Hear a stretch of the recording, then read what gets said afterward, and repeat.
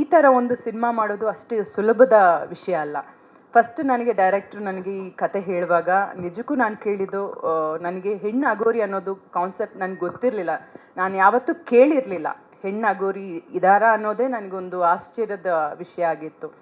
First ಬಂದು ಅವ್ರ ಕತೆ ಹೇಳುವಾಗ ನನಗೆ ಫಸ್ಟ್ ನಾನು ಹೇಳಿದ್ದು, ಈ ಸಿನಿಮಾಗೇನಾದರೂ ನಾನು ಸೂಟ್ ಆಗಿಲ್ಲ ಅಂದರೆ ದಯವಿಟ್ಟು ನೀವು ಬೇರೆ ಯಾರಾದರೂ ಹೀರೋಯಿನ್ನ ನೀವು ಹಾಕೋಬೇಕು, ನಾನು ಆ್ಯಕ್ಟ್ ಮಾಡಲ್ಲ, ಬರೀ ಪ್ರೊಡ್ಯೂಸ್ ಮಾಡ್ತೀನಿ ಅಂತ ಹೇಳಿದೆ. ಒಂದು ಫೋಟೋಶೂಟ್ ಆದಮೇಲೆ ನಿಜಕ್ಕೂ ನನಗೆ ಈ ಪಾತ್ರ ತುಂಬ ಇಷ್ಟ ಆಯಿತು. ಅಂದರೆ ನಾನು ಇಷ್ಟು ವರ್ಷ ನಂದು ಹಲವಾರು ನನ್ನ ಒಂದು ಕನಸಿತ್ತು, ಬೇರೆ ಬೇರೆ ರೀತಿಯಾದಂಥ ಪಾತ್ರಗಳನ್ನ ಮಾಡಬೇಕು ಅಂತ. ಬಟ್ ಈ ಥರ ಅಗೋರಿ ಪಾತ್ರ ಮಾಡ್ತೀನಿ ಅಂತ ನನ್ನ ಕನಸಲ್ಲೂ ಸಹ ಅಂದ್ಕೊಂಡಿರಲಿಲ್ಲ.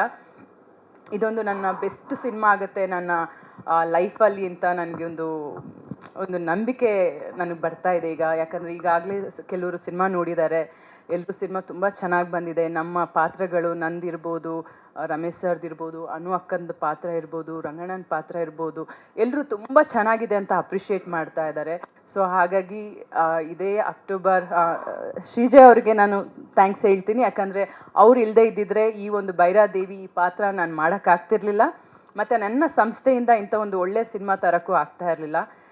ಈಗ ಒಂದು ಒಳ್ಳೆ ಸಿನಿಮಾ ಮಾಡಿದ್ದೀವಿ, ನಿಮ್ಮವರೆಗೂ ರೀಚ್ ಆಗಿದೆ. ನಿಮ್ಮ ಸಪೋರ್ಟ್ ಬೇಕು ನಮಗೆ. ನೀವು ಅದನ್ನು ಜನರಿಗೆ ತಲುಪಿಸದೆ ಹೋದರೆ ನಾವೇನು ಎಷ್ಟೇ ಒಳ್ಳೆ ಸಿನಿಮಾ ಮಾಡಿದ್ರೂ ಅದು ವೇಸ್ಟ್. ಇಲ್ಲಿವರೆಗೂ ನೀವು ನಮಗೆ ಯಾವ ರೀತಿ ಸಹಕರಿಸಿದ್ದೀರೋ ಇನ್ನು ಮುಂದೇನೂ ಸಹ ಅದೇ ರೀತಿ ಒಂದು ನಿಮ್ಮ ಆಶೀರ್ವಾದ ನಮ್ಮ ಮೇಲಿರಲಿ ಅಂತ ಕೇಳ್ಕೊತೀನಿ.